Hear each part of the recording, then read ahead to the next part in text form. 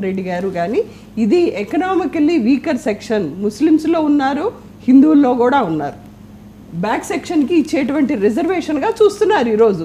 దానికి మీరు వ్యతిరేకమా అని అడుగుతున్నాం. దానికి మీరు ఆన్సర్ చెప్పకుండా మీరు మతపరమైన రిజర్వేషనే చూస్తున్నారు.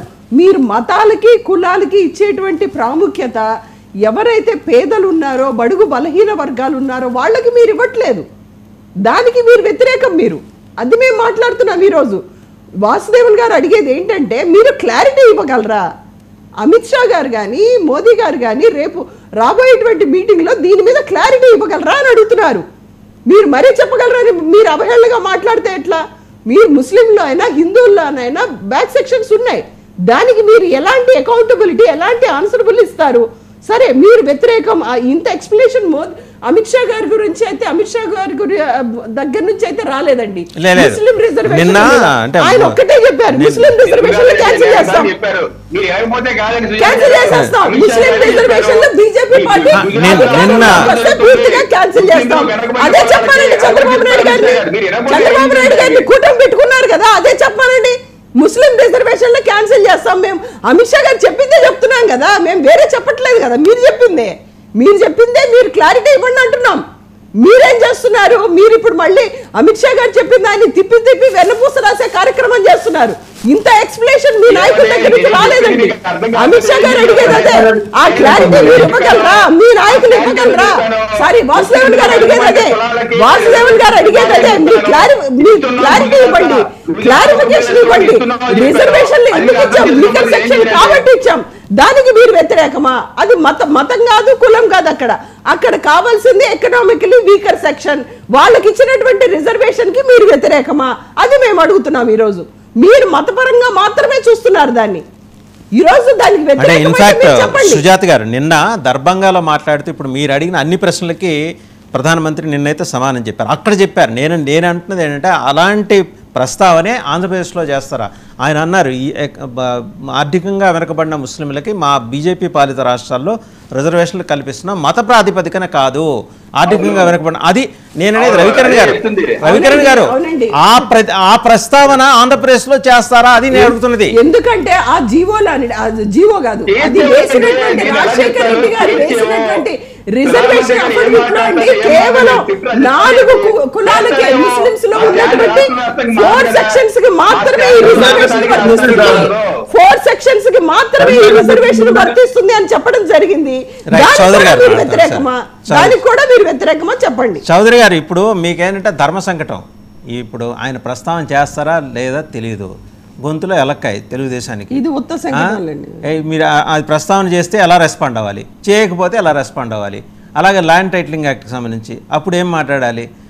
మీకేంటి సార్ అసలు? ఏ ముహూర్తాన మనకి మే 13 అనౌన్స్ చేస్తుంది ఎలక్షన్ కమిషన్, కానీ తెలుగుదేశానికి ఇన్ని కష్టాలు వస్తున్నాయి.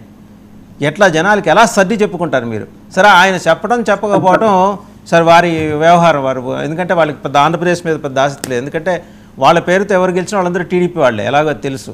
అందువల్ల పెద్దగా ఆయన శ్రద్ధ పెడతారని నేను అనుకోవట్లా. మీరైతే ఈ 2 ప్రస్తావనలు ప్రధానమంత్రి మోడీ చేస్తే తర్వాత మీరు చేయబోయేది ఏంటి? ఎలా కన్విన్స్ చేసుకుంటారు జనాల్ని? సార్, ఇక్కడ రాష్ట్ర పరిస్థితులకు అనుగుణంగా 3 పార్టీలు ఏ విధంగా ముందుకెళ్లాలపైన ఒక అవగాహన ఉంది.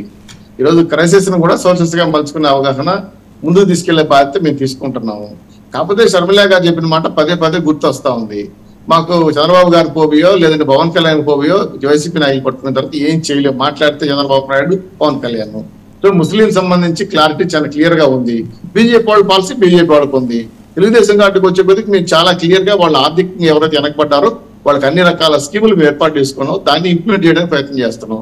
ఇంకా మోడీ గారు వచ్చి ఏం మాడతారా, భూ చట్టం మీద మాడతారా, ముస్లిం రిజర్వేషన్ మీద మాడతారని ఆయన ఏ విధంగా డిస్కస్ చేస్తారని పైన మాకు అవగాహన లేదు. అయితే దత్తపుత్రులు మాత్రం బట్టలిప్పేస్తారని తెలుసు మాకు. ఏదైతే జగన్మోహన్ రెడ్డి గారు రాష్ట్రంలో చేసిన అన్యాయ అక్రమాల పైన మాత్రం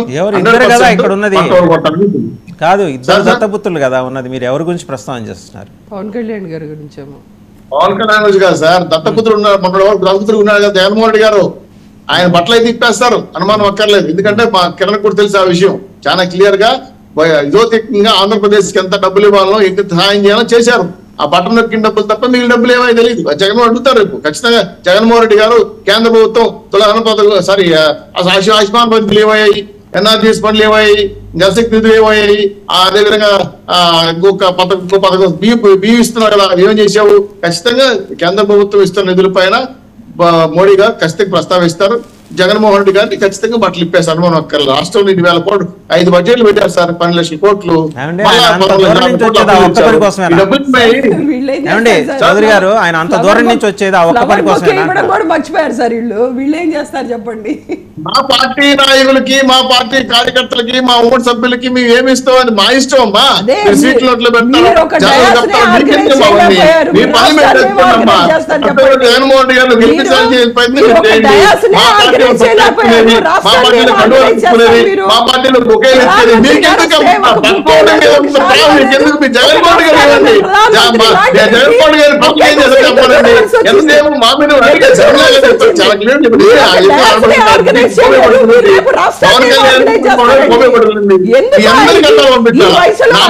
జగన్మోహన్ రెడ్డి గారికే కాదు మీరందరికీ కూడా అర్థాలు పంపిస్తే మెడికల్ సంబంధించిన మీ అందరి కార్యకర్తలు కూడా మాట్లాడతారు. ఏం చెప్పాలి చెప్పండి. మాట్లాడితే జగన్మోహన్ రెడ్డి గారు చెప్తారు తప్ప చంద్రబాబు నాయుడు గారిని, పవన్ కళ్యాణ్ గారిని ఏం చేయలేదు కదా. 5 ఏళ్ళు ఏం చేస్తారు? ఏమి మాట్లాడు, అభివృద్ధి లేదు, ఉద్యోగాలు లేవు, రాష్ట్రం నాశనం అయిపోయింది. ఈ విషయమైన మాట్లాడారు కదా. మీరు చెప్పండి ఎందుకు మీరు ఇప్పుడు మిమ్మల్ని అడుగుతున్న స్టేట్ అడగండి. భూ చట్టం రద్దు చేస్తున్న దమ్ము మీ జగన్మోహన్ గారికి ఉందా? చెప్పనండి.